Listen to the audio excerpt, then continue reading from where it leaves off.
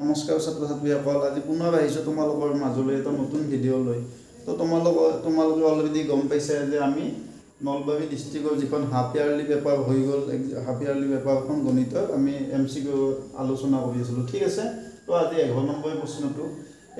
প্ৰশ্নটো কি দিয়া আছে? 5 cosec 55 ডিগ্ৰী বাই sec 35 ডিগ্ৰীৰ মান হ'ল। ঠিক আছে, 5/2 5 15/2 15, ইয়াৰে কোনটো অপশ্যন হয়? তো এইটোতো আমাৰ যিটো পূৰক কোণৰ ত্ৰিকোণমিতিক অনুপাত আছিল সেই সূত্ৰৰ মতে হ'ব। তো এইটো তোমালোকে নিশ্চয় গম পাইছা যে 5 cosec 55 আছে না, cosec 55 ডিগ্ৰী মানে আমি কি লিখিব পাৰোঁ? 90 ডিগ্ৰী মাইনাছ 35 ডিগ্ৰী লিখিব পাৰোঁ। ঠিক আছে, তো এইটো এই দুয়োটা পূৰক কোণ 55 আৰু 35 যোগ কৰিলে 90 হ'ব। ঠিক আছে, তো আমি পূৰক কোণৰ যি সূত্ৰ আছিল সেইটো ব্যৱহাৰ কৰিম। ঠিক আছে, sec 35টো তোমালোকে থৈ দিয়া। তো এতিয়া চাবা যে 5 এতিয়া cosec 90 মাইনাছ a মানে কি আছিল? আমাৰ সূত্ৰ আছিল cosec 90 মাইনাছ থিটা মানে কি আছিল? cosec 90 ডিগ্ৰী মাইনাছ থিটা মানে sec থিটা আছিল। ঠিক আছে, তো ইয়াতে 5 cosec 90 মাইনাছ থিটা মানে কি হ'ব? sec থিটা মানে ইয়াতে 35 ডিগ্ৰী। ঠিক আছে, আৰু 90 পৰা 35 বিয়োগ কৰিলে 55 হয়। তো 55 মানে আমি 90 মাইনাছ 35 লিখিলোঁ। ঠিক আছে, তো এইটো sec 90 মাইনাছ cosec 90 মাইনাছ থিটা মানে কি? sec থিটা, থিটা মানে 35 ডিগ্ৰী। ঠিক আছে, তো তলত sec 35 ডিগ্ৰী আছেই। তো এইটো কাট যাব, কাট গ'লে এনসাৰটো কিমান হ'ব? 5 হ'ব। তো অপশ্যন আমাৰ কি হ'ব? B2 হ'ব। ঠিক আছে, নিশ্চয় বুজি পাইছা। প্ৰশ্নটো চাবা কি দিয়া আছে, যে দিয়া আছে ত্ৰিভুজ ABC সদৃশ ত্ৰিভুজ QPR। ঠিক আছে, তো যদি AAC 6 সেন্টিমিটাৰ, BC 5 সেন্টিমিটাৰ আৰু QR 3 সেন্টিমিটাৰ, তেন্তে PR কিমান হ'ব উলিয়াব দিছে। ঠিক আছে, তো A2 দিয়া আছে 2.5, B2 2.6, C2 10 centimetre, D2 3.2 centimetre. ঠিক আছে, তো এতিয়া তোমালোকে এটা কথা মনত ৰাখিবা যে যদি দুটা ত্ৰিভুজ সদৃশ হয় তেতিয়া সদৃশ ত্ৰিভুজৰ অনুৰূপ বাহুৰ অনুপাতবিলাক সমান। ঠিক আছে, তো ইয়াতে আমি চিত্ৰ নাগাতে আমি অনুৰূপ বাহুবিলাক উলিয়াব পাৰিম। কেনেকৈ উলিয়াম চাবা। তো ইয়াতে চাবা যে ইয়াতে প্ৰথম AB আছে, ইয়াতে প্ৰথম দুটা কি আছে? QP আছে। তো AB অনুৰূপ কি? QP ল'ম আমি। ঠিক আছে, তাৰপিছত BC আছে, ইয়াতে PR আছে। তো BC অনুৰূপ কি? PR। ঠিক আছে, নিশ্চয় বুজি পাইছা। তাৰপিছত আমি কি ল'ম? এই প্ৰথমটো আৰু শেষৰ যিটো আছে AC, আৰু ইয়াৰো তোমালোকে প্ৰথমটো আৰু শেষৰটো ল'বা, তাৰমানে QR। ঠিক আছে, তো এইকেইডাল বাহু হ'ব অনুৰূপ বাহু। নিশ্চয় বুজি পাইছা। তো এতিয়া চাবা যে যেতিয়া দুটা ত্ৰিভুজ সদৃশ হয় তেতিয়া সিহঁতৰ অনুৰূপ বাহুৰ অনুপাতবিলাক কি হয়? সমান হয়। ঠিক আছে, তো তোমালোকে ইয়াৰ পৰা কি পাবা? AB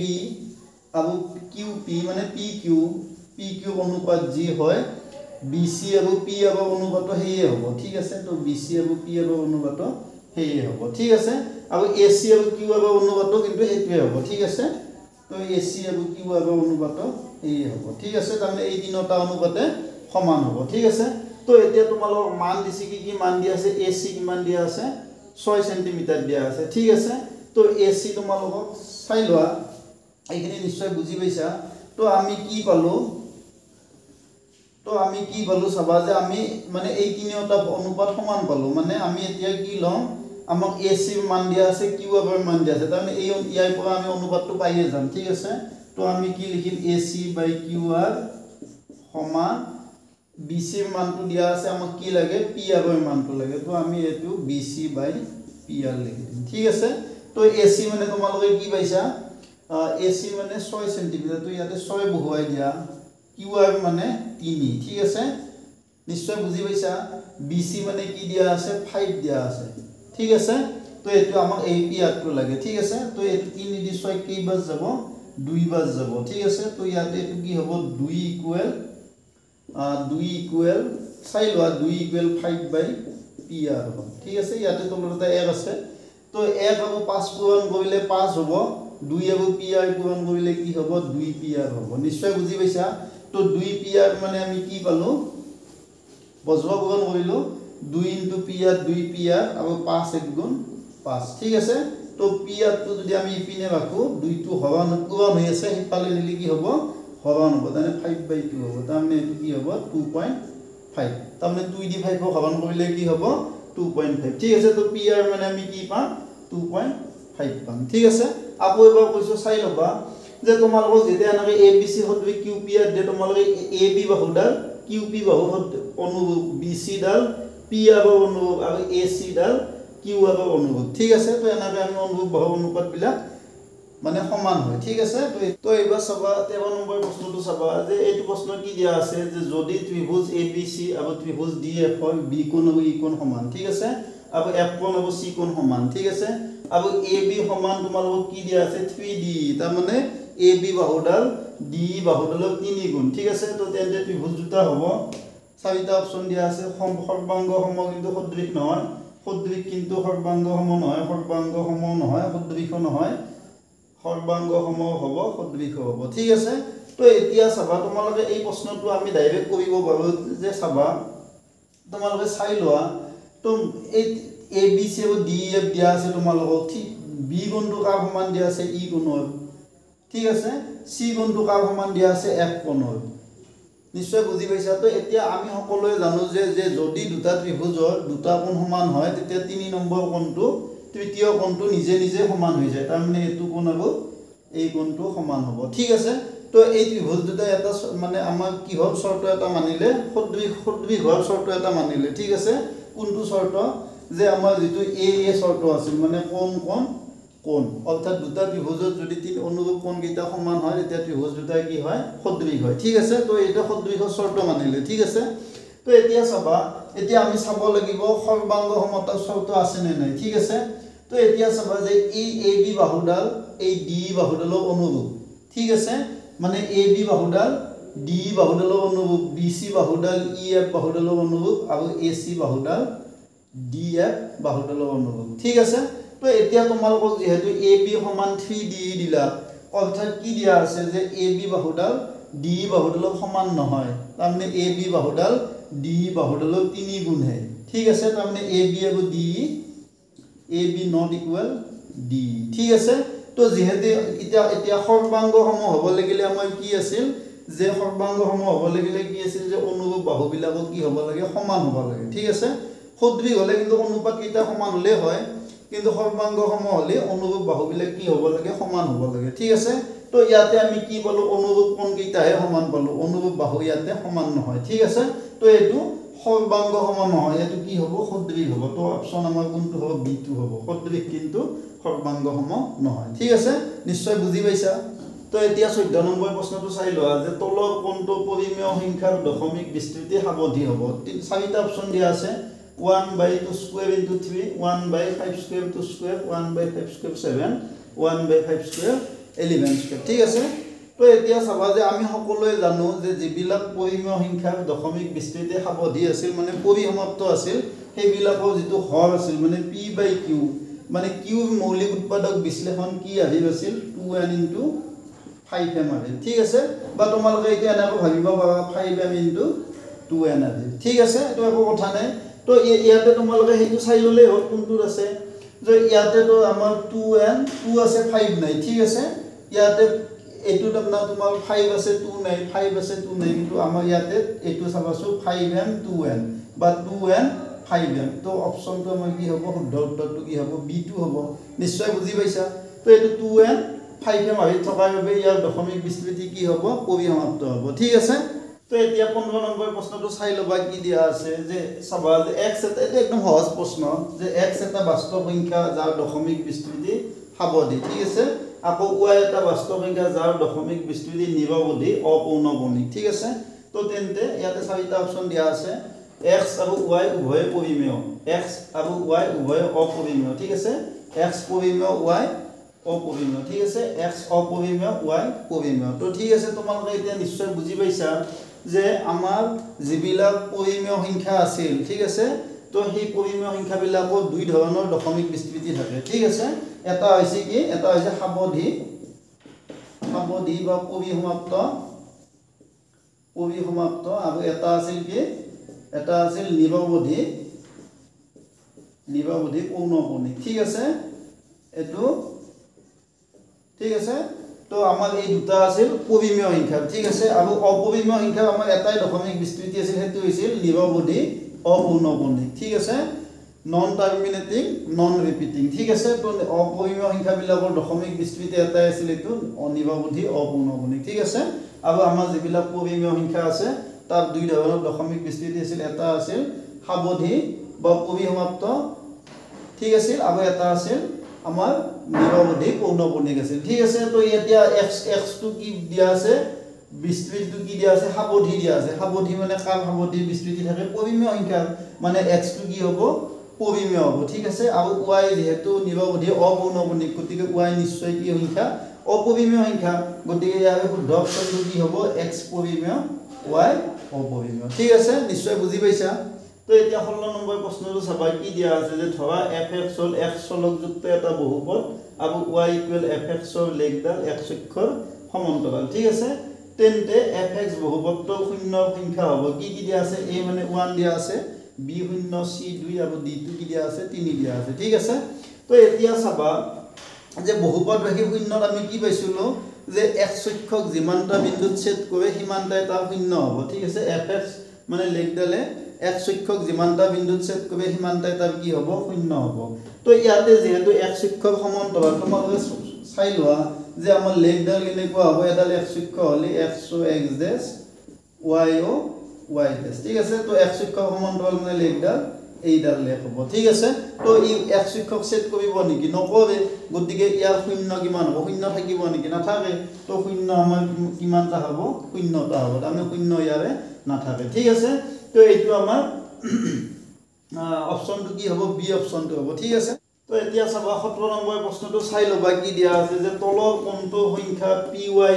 3y³ - 16y - 8 বহুপদৰ এটা শূন্য হ'ব ঠিক আছে চাৰিটা অপচন দিয়া আছে -8 0 2 -2 ঠিক আছে তো এতিয়া চাবা যে আমাৰ যেহেতু MCQ যিখন পেপাৰ আছে তো আমাৰ সেইখন 1 ঘণ্টাৰ ভিতৰত হৈ যাব লাগিব তোমালোকৰ ঠিক আছে তো এতিয়া চাবা যে এই সমীকৰণটো তোমালোকে সমাধান কৰিব গলে বহুত সময় গুচি যাব ঠিক আছে তো এতিয়া শূন্যৰ কাৰণে আসলতে সমীকৰণটো আমি মানে সমাধান কৰিব লাগে ঠিক আছে তো এতিয়া চাবা যে তোমালোকে ইয়াতে মানে অলপ অনুমান কৰিলে এনসাৰটো পাই যায় আমাৰ ঠিক আছে তো এতিয়া চাবা যে আমি এইকেইটা শূন্য মানে কোনটো শূন্য হ'ব মানে তাৰ মানে যেটো শূন্য হয় এই মানটো যদি আমি y ৰ ঠাইত বহুৱাই দিও তেতিয়া এই ৰাশিখিনি আমাৰ শূন্য সমান হৈ যাব ঠিক আছে তাৰ মানে তোমালোকে এতিয়া চাবা যে সাপোজ মানে -8 টো শূন্য হ'ল ঠিক আছে তো y জায়গাত যদি আমি ইয়াতে -8 বহুৱাই দিও তেতিয়া এইখিনি ইকুৱেল টু কি হ'ব লাগিব শূন্য হ'ব লাগিব ঠিক আছে তো তোমালোকে অলপ অনুমান কৰি চালে গম পাবা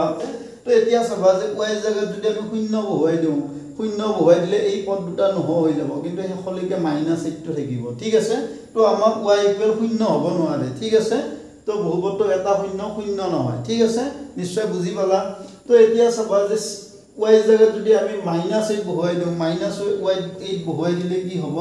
3y³ আছে y³ মানে -8³ হ'ব -16 y মানে -8 এইখিনি শূন্য হয় না নহয় চাই লোৱা তো -8 তিনটা গুণ কৰিলে কি হ'ব -512 হ'ব ঠিক আছে এটো -এ প্লাস 8 6 গুণ 48 8 1 গুণ 8 8 4 12 ঠিক আছে তো -8 তো এটো কি হ'ব 3 2 গুণ 6 3 1 গুণ 3 3 5 গুণ 15 -1536 প্লাস 128 -8 এইখিনি নিশ্চয় শূন্য সমান নহয় গতিকে ইয়াতে y ইকুৱেল -8 নহয় ঠিক আছে শূন্য নহয় শূন্য নোহাতে এনে গম পাই y জায়গাত শূন্য বহুৱাই দিলে এই দুটা পদ নোহোৱা হ'ব -8 টো থাকি যাব ঠিক আছে তো এটো নহয় তো এতিয়া 2 টো হয় না নহয় চাই লোৱা তো 2 3 y জায়গাত যদি আমি 2 বহুৱাই দিও কি হ'ব 3 2³ y জায়গাত 2 বহুৱাই দিলো ঠিক আছে -16 y মানে 2 ঠিক আছে -8 তো এটো 2 তিনটা পূৰণ কৰিলে 8 8 3 গুণ 24 -16 দ্বিগুণ কিমান 32 -8 ঠিক আছে তো এটো আমাৰ কি হ'ব 24 মাইনাস এটো 32 আৰু 8 ভাগ হলে 40 ভাগ হ'ব ঠিক আছে তো এটো নিশ্চয় শূন্য সমান নহয় ঠিক আছে তো এটো নহল তো শুদ্ধ উত্তৰ কিটো হ'ব d2 হ'ব নিশ্চয় বুজি পাইছা তো এই অংকটো কিন্তু আমি py = 0 তাৰ লগত তুলনা কৰি আমি অংকটো কৰিব পাৰো ঠিক আছে কিন্তু মই এনাকে কৰা না বেছি সময় যাব গতিকে তাতকে তোমালোকে এনাকে মানটো বহুৱাই চালে গম পাবা ঠিক আছে তো এবাৰ 18 নম্বৰ প্ৰশ্নটো চাবা কি দিয়া আছে যে x² + kx + 5 এটা বহুপদ যত k এটা ধ্ৰুৱক অৰ্থাৎ k ৰ মানটো সদায় একে থাকে ঠিক আছে তো x = 2 হলে বহুপদটোৰ মান কিমান হ'ব 15 হ'ব বুলি কৈছে ঠিক আছে তো তেন্তে x ইকুৱেল 5 হলে বহুপদটোৰ মান হ'ব ইয়াতে কোনটো মান হ'ব 3 আছে 18 আছে 35 আছে 45 আছে ঠিক আছে তো তোমালোকক প্ৰথমতে কি কৈছে চাই লবা যে প্ৰথমতে কি দিছে যে x ইকুৱেল 2 হলে এই বহুপদটোৰ মান কিমান হয় 15 হয় ঠিক আছে তো তোমালোকে ইয়াৰ পৰা তোমালোকে k মানটো উলিয়াই লব লাগিব ঠিক আছে তো মই x সামনে চাবা তোমালোকক বহুপদটো কি দিয়া আছে x স্কয়ার যোগ kx 5 ঠিক আছে তো যদি তোমালোকে x ইকুৱেল 2 বহুৱাই দিয়া তো x ৰ জায়গাত তোমালোকে যদি 2 বহুৱাই দিয়া তো 2 স্কয়ার হ'ব এটো k * 2 হ'ব +5 ঠিক আছে তো এই তেতিয়া বহুপদটোৰ মান কিমান হয় 15 হয় নিশ্চয় বুজি পাইছা তাৰ মানে ইয়াতে x ৰ জায়গাত যদি আমি 2 বহুৱাই দিও এই বহুপদটো কাৰ সমান হয় 15 সমান হয় ঠিক আছে তো ইয়াৰ পৰা আমি k ৰ মানটো পাম 2 দুটা পূৰণ কৰিলে 2k +5 ঠিক আছে ইকুৱেল 15 নিশ্চয় বুজি পাইছা তো ইয়াতে কি হ'ব 2k 4 + 5 কিমান হ'ব 9 15 ঠিক আছে তো ইয়াৰ পৰা তোমালোকে কি পাবা 2k ইকুৱেল 15 - 9 ঠিক আছে তো 2k মানে কি হল 15 ৰ পৰা 9 গেলে কিমান 6 তো k ইকুৱেল আমি 3 পাম ঠিক আছে তো k মানে আমি কি পালো 3 পালো ঠিক আছে তো এতিয়া x ইকুৱেল 5 হলে বহুপদটো তোমালোকে k টো যেহেতু ধ্ৰুব তো k মানটো একে থাকিব 2x মানে 2 হলেও k মান 3 এ x ইকুৱেল 5 হলেও k মান কি হ'ব 3 এ ল'ব লাগিব ঠিক আছে তো এতিয়া বহুপদটোৰ মান আমাক উলিয়াব দিছে x ইকুৱেল কি হলে 5 হলে তো x ৰ জায়গাত তোমালোকে কি বহুৱাই দিয়া 5 বহুৱাই দিয়া কি হ'ব 5 স্কয়াৰ x ৰ জায়গাত 5 বহুৱাই দিলো k * x তো k মানে তো 3 এ পালো 3 * x x মানে কিমান ল'ব দিছে 5 ল'ব দিছে তো 5 হ'ব ঠিক আছে প্লাস 5 নিশ্চয় বুজি পাইছা তো k টো যেহেতু ধ্ৰুবক তো k x ইকুৱেল 2 হলেও k মানে 3 আৰু x ইকুৱেল 5 হলেও k মানে 3 এ থাকিব ঠিক আছে তো এনসারটো চাই লোৱা 5 দুটা পূৰণ কৰিলে 25 প্লাস 3 5 গুণ 15 প্লাস 5 তো কিমান হল 25 এ 15 40 40 এ পাছে কিমান হ'ব 45 তো শুদ্ধ উত্তৰটো কি হ'ব আমাৰ ডি হ'ব নিশ্চয় বুজি পাইছা তো এতিয়া চাবা আমাৰ 19 নম্বৰ অংকটো চাবা যে কি দিয়া আছে যে দুডাল সৰলৰেখা পৰস্পৰ সমান্তৰাল যদি সমান্তৰাল দিয়া আছে ঠিক আছে তো কোৱা আছে যে যদি এডাল সৰলৰেখাৰ সমীকৰণটো -5x + 7y - 2 ইকুৱেল 0 হয় তেন্তে আনডাল সৰলৰেখাৰ সমীকৰণ হ'ব ঠিক আছে ইয়াতে চাৰিটা অপচন দিয়া আছে এতিয়া তোমালোকে শুদ্ধটো বাছি উলিয়াব লাগে ঠিক আছে তো এতিয়া চাবা যে দুডাল ৰেখা যেতিয়া সমান্তৰাল হয় অৰ্থাৎ সমান্তৰাল হয় মানে অসংগত হয় ঠিক আছে তো আমাৰ শৰ্তটো আছিল কি আছিল যে a1/a2 = b1/b2 not equal c1/c2 এইটো শর্ত আছে ঠিক আছে a1 মানে প্রথম সমীকরণটোত x ৰ সহগ a2 মানে দ্বিতীয় সমীকৰণটোত x ৰ সহগ ঠিক আছে b1 মানে প্ৰথম সমীকৰণটোত y ৰ সহগ b2 মানে দ্বিতীয় সমীকৰণটোত y ৰ সহগ ঠিক আছে c1 মানে প্ৰথম সমীকৰণটোত ধ্ৰুবক পদ আৰু c2 মানে দ্বিতীয় সমীকৰণটোত ধ্ৰুবক পদ ঠিক আছে তো এতিয়া তোমালোকে চাই লব লাগিব যে ইয়াতে কোড ইয়াতে মানে b1/a মানে প্ৰথম অনুপাত দুটা সমান হয় কিন্তু শেষৰটো অসমান হয় ঠিক আছে তো এতিয়া চাবা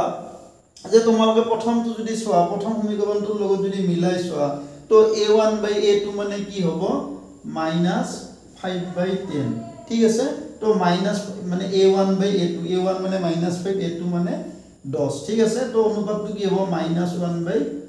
হ'ব 5 1 গুণ 5 5 2 গুণ 10 ঠিক আছে এতিয়া দ্বিতীয়টো যদি চোৱা y1 b1/b2 b1 মানে 7 আছে b2 মানে 14 তো 7 1 গুণ 7 7 2 গুণ 14 ঠিক আছে তো এই দুটা আমাৰ দুয়োটাই অমিল হ'ল মানে অসমান হ'ল এটো -1/2 পালো এটো +1/2 পালো তো এই দুটা সমান্তৰাল নহয় এইটো কি হ'ব সংগত হ'ব মানে এটা বিন্দুত ছেদ কৰিব এটা বিন্দুত ছেদ কৰা শৰ্তটো কি আছিল a1/a2 not equal b1/b2 ঠিক আছে তো এটা বিন্দুত কটাকটি কৰা শৰ্তটো আছিল এইটো তো এডাল আৰু এডাল যদি লও আমি সমান্তৰাল নহয় হতে এটা বিন্দুত কটাকটি কৰিব ঠিক আছে তো এইটো আমাৰ আনসাৰ নহয় এইটো নহয় ঠিক আছে তো এতিয়া আমি হেনাকে 2 নম্বৰটো চাম তো 2 নম্বৰটো কি আছে চাই লোৱা তো 2 নম্বৰটোত a2 মানে কি আছে মাইনাস যদি ইয়াতে a1 তো একে আছে তো a1 মানে -5 a2 মানে -10 তো অনুপাতটো কি হ'ব মাইনাস মাইনাস ক্যান্সেল হ'ব 5 1 গুণ 5 5 2 গুণ 10 ঠিক আছে তো এইবাৰ b1 বাই b2 চাই লোৱা b1 মানে কি আছে 7 আৰু b2 মানে আছে -14 ঠিক আছে তো এইটো 7 1 গুণ 7 7 2 গুণ 14 মাইনাস চিন্তা আগত আছে ঠিক আছে তো এইবাৰ আমাৰ a1 by a2 not equal কি পালো b1 বাই b2 পালো ঠিক আছে তো এডাল আৰু এডাল ৰেখা কি হ'ব এটা বিন্দুত কটাকটি কৰিব ঠিক আছে তো শুদ্ধ উত্তৰ b2 নহয় ঠিক আছে তো এতিয়া বাকি থাকিল c2 আৰু d2 ঠিক আছে তো c2 চাই লোৱা হেনাকে তো c2 আমি চাই ললে কি পাম তো চাই লবা তো a1 মানে কি আছে -5 a2 মানে -10 তো এটো ক্যান্সেল হ'ব মাইনাস মাইনাস 5 1 গুণ 5 5 2 গুণ 10 তো আমি অনুপাতটো কি বলো দুই ভাগে ভাগ পালো ঠিক আছে তো এতিয়া এটো চাই লোৱা b1 মানে 7 b2 মানে 14 তো 7 1 গুণ 7 7 2 গুণ 14 ঠিক আছে আমি a1 বাই a2 সমান কি পালো b1 বাই b2 পালো ঠিক আছে তো এতিয়া আমি c1 বাই c2 টো চাই লম ঠিক আছে তো c1 মানে ইয়াতে -2 আছে c2 মানে কি আছে 4 আছে তো এটো 2 1 গুণ 2 2 2 গুণ 4 আগত মাইনাস চিহ্ন আছে ঠিক আছে তো আমি কি পালো প্রথম অনুপাত দুটা সমান মানে প্রথম দুটা হাফ হাফ পালো কিন্তু শেষটো আমি c1 বাই c2 কি পালো 2 ভাগে 1 পালো মাইনাস আছে আগত ঠিক আছে -2 ভাগে 1 পালো ঠিক আছে তো আমাৰ এইটো শৰ্ত আমাৰ হৈ গল ঠিক আছে কোনটো শৰ্ত a1 by a2 equal b1 by b2 not equal c1 by c2 তো আমাৰ সমান্তৰাল হোৱা শৰ্তটো কোনটো আছিল সেইটোৱে আছিল তো আমাৰ শুদ্ধ উত্তৰ কি হ'ব c2 হ'ব নিশ্চয় বুজি পাইছা তো এতিয়া চাবা তো ৰেখা আমাৰ সমীকৰণ দুটা ৰেখা দুডাল কেতিয়াবা এনেকুৱা হয় এটা বিন্দুত ছেদ কৰে কেতিয়া ছেদ কৰে যেতিয়া a1 by a2 not equal b1 by b2 হয় ঠিক আছে এটো এটা বিন্দুত ছেদ কৰা শৰ্ত ঠিক আছে তো কেতিয়াবা আমাৰ কি হয় মিলি যায় মিলি গলে আকৌ কি আছিল a1 by a2 equal b1 by b2 equal c1 by c2 ঠিক আছে আৰু আমাৰ কটাকটি নকৰা শৰ্ত অৰ্থাৎ সমান্তৰাল হোৱা শৰ্ত কোনটো আছিল এইটো আছিল তোমালোকে নিশ্চয় পাইছা গতিকে আমাৰ শুদ্ধ উত্তৰ কোনটো হ'ব c2 হ'ব নিশ্চয় বুজি পাইছা তো এতিয়া চাবা আমাৰ 20 নম্বৰ প্ৰশ্নটো চাবা কি দিয়া আছে যে kx² + 2x = c bracket 2x² + b ঠিক আছে সমীকৰণটো বিবেচনা কৰা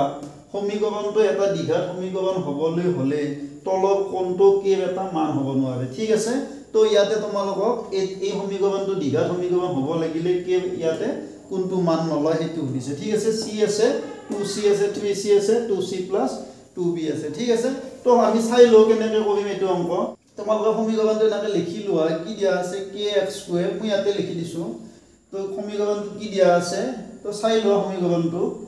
kx² + 2x equal c 2x² + b ঠিক আছে তো তোমালোকে এইটো সৰল কৰা kx² + 2x এটো c পূৰণ 2x² 2 cx² ঠিক আছে নিশ্চয় বুজি পাইছা বিতৰণ বিধি মতে ভাঙি দিম c * 2 আৰু c2 ইয়াৰ লগত পূৰণ b ৰ লগত cb হ'ব ঠিক আছে c2 এবাৰ ইয়াৰ লগত পূৰণ c2 এবাৰ ইয়াৰ লগত পূৰণ নিশ্চয় বুজি পাইছা তো এতিয়া চাবা তোমালোকে x² পদটো ইফালে লৈ আহা kx² এটো + 2x আৰু এটো -2cx² -cb আৰু মই লৈ আহিলো ঠিক আছে নিশ্চয় বুজি পাইছা তো আমি সফলৰ পদকেটা বাওফালে লৈ আহিলো ঠিক আছে তো বাওফালে আনিলে আমাৰ কি হ'ব প্লাস টু মাইনাস হ'ব প্লাস পদটো মাইনাস হ'ব ঠিক আছে তো এতিয়া চাই লোৱা তোমালোকে x² ক'ত আছে চাই লোৱা ইয়াতে x² পদ আছে ইয়াতে এই পদটোত x² আছে ঠিক আছে তো এই পদ দুটাৰ পৰা তোমালোকে যেতিয়া x² পদটো কমন লোৱা কি হ'ব চাই লোৱা x² ইয়াতে কি থাকিব ইয়াতে k থাকিব k আৰু ইয়াতে কি থাকিব -2c থাকিব নিশ্চয় বুজি পাইছা x² পদটো এইটোৰ পৰা কমন ললে কি হ'ব ইয়াতে k থাকিব ইয়াতে -2c থাকিব ঠিক আছে তো বাকিখিনি তোমালোকে ইয়াতে লিখি লও পাৰা 2x আছে 2x আৰু এটো -bc ঠিক আছে this is equal 0 ঠিক আছে তো এতিয়া এই সমীকৰণটো এটা কেনেহান টাইপত পৰিল ax² + bx + c = 0 পৰিল ঠিক আছে তো এতিয়া আমাৰ দ্বিঘাত সমীকৰণ এটা হোৱাৰ শৰ্তটো কি আছিল a not equal কি আছিল a not equal 0 আছিল ঠিক আছে তো a x² ৰ লগত থাকাখিনি আমি a বুলি ভাবিব পাৰো তাৰমানে ইয়াতে a মানে কি আছে k - 2c আছে ঠিক আছে তো এতিয়া a not equal 0 মানে কি a মানে কি k - 2c তো k - 2c not equal 0 ঠিক আছে তো ইয়াৰ পৰা আমি কি পাম k মাইনাস টু সোঁফালে লৈ গলে আমি কি পাম k not equal to c ঠিক আছে তো এতিয়া k কোনটো মান লব নোৱাৰে k আমাৰ 2c মানটো লব নোৱাৰে ঠিক আছে তো এইটো তোমালোকে নিশ্চয় বুজি পাইছা ax এনেকুৱা টাইপত আছে ax plus bx plus c equal 0 ঠিক আছে আৰু দ্বিঘাত সমীকৰণ হোৱাৰ শৰ্ত কি আছিল a টো সদায় কাৰ সমান হ'ব নোৱাৰে শূন্য সমান হ'ব নোৱাৰে গতিকে a মানে k - 2c not equal 0 তো k not equal কি হল 2c হল নিশ্চয় বুজি পাইছা তো k কাৰ মান ল'ব নোৱাৰে 2c ৰ মান ল'ব নোৱাৰে ঠিক আছে তো আজি ভিডিওটো ইয়াতে সামৰিছো আশা কৰিছো তোমালোক সকলে ভিডিওটো চাই ভাল পাবা তো এনেকুৱা প্ৰশ্ন পাই থাকিবৰ বাবে তোমালোকে ভিডিওবিলাক চাই থাকিবা ঠিক আছে ধন্যবাদ